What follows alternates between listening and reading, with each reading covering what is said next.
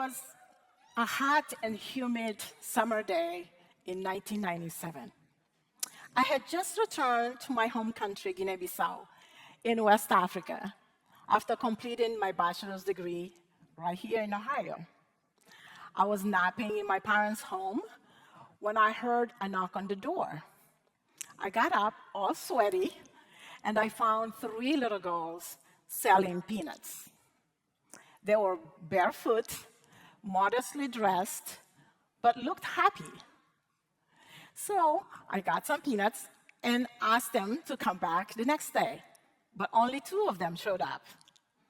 I asked them again, come back on the next day. And as I said, the third time is a charm. The next day, the youngest showed up. Her name was Kadi. Kadi was not in school because she was living with her grandmother and she wanted to support her home. But as soon as she showed up the third day, I knew there was something special about her. I knew I needed to do something to change the trajectory of her life. So when she showed up, I asked her, take me to your grandmother's house. And I went to the grandmother and asked for her permission to let me have Kadi come live with me so I can put her in school. This is a total normal cultural, this is a cultural norm in my country. So when I went and spoke to the grandmother, she said, I can't afford having Kadi in school because she is the only one supporting us with the sale of peanuts.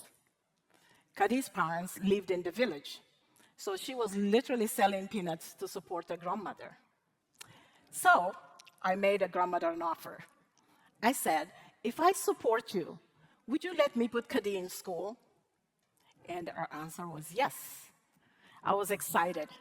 Kadi came to live with me. And it was just a wonderful year. She was in school, she blossomed. Life was wonderful.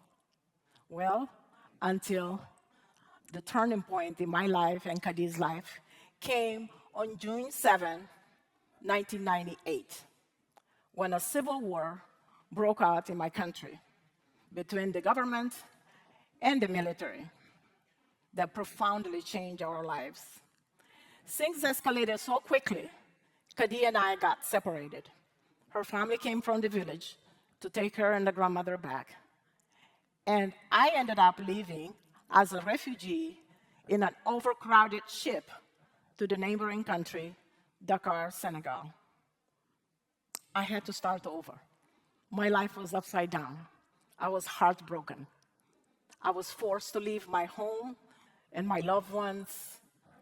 And I felt like the mission I had for Kadi didn't get completed. Well, it's now 2001. I'm back in the US, went back to school, got my master's degree, got married, and started living the corporate life, the high corporate life. But I always felt like I carried Kadi with me. I wanted to give back to the community, so I started mentoring. I started with Big Brothers Big Sisters, and years later, I joined this community-based program that was serving students in Columbus City schools. It was an amazing program. I was happy, I was fulfilled. Being around girls of Kadi's age really made me think about her. Well, everything was going well until 2019. Funds got pulled, the program ended. And I told myself, I can't let this happen. I was, again, heartbroken. I remember I was at home in my room, laying in my bed, thinking about the girls that I was mentoring in that program. I knew I needed to do something. And here comes my then 8-year-old daughter running into the room. Mommy, let's go watch the Leap movie. If you haven't seen that movie, it's this cute story about this orphan girl who dreamed of becoming a ballerina against all odds. It's an amazing movie. I suggest you watch it. So I was watching this movie. The message I got from it was about resilience, grit, and not giving up. By the time that movie was over, Girls Leap was ready to be born.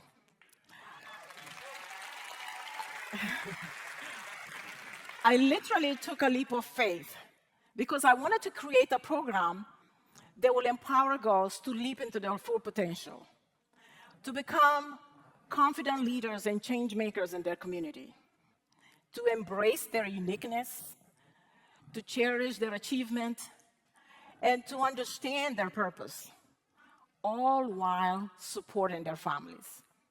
So, in 2019, September 2019, we launched Girls Leap. We were in 2 schools doing one-on-one mentoring and also doing community mentoring, group mentoring. Again, everything was going amazing.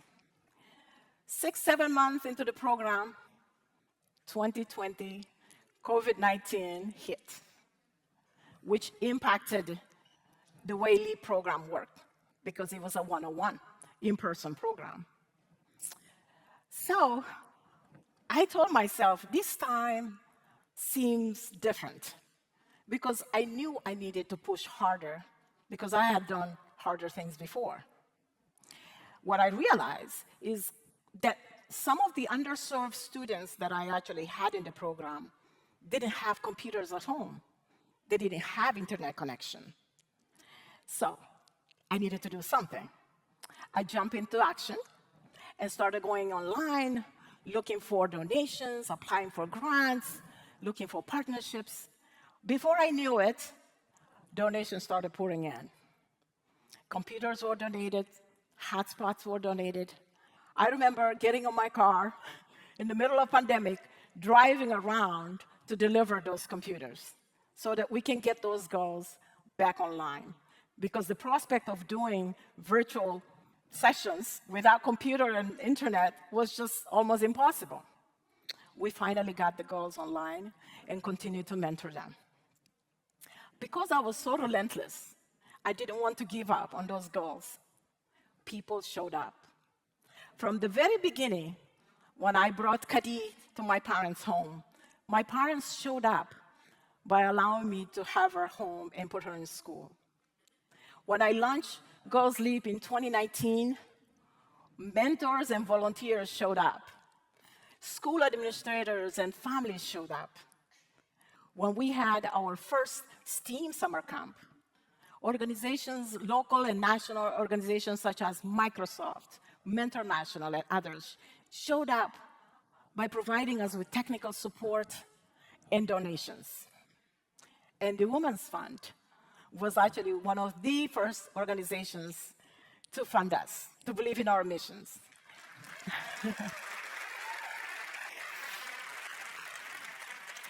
And of course, having summer camp requires food, right?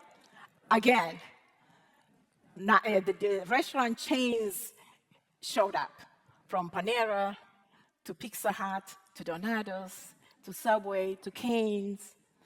Everybody showed up and provided us with a free meal for our students. So we started with 22 little girls, and to this date, we have impacted over 400 girls and their families.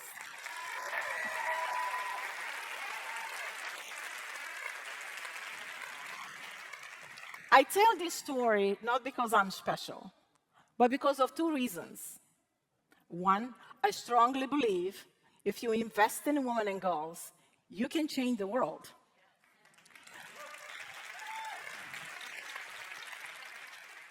2, I believe that anybody can make a difference if you can find the change you want to see and just take action. And when you do, when you are relentless, when you don't give up, people will show up and people will leap to support you. Thank you.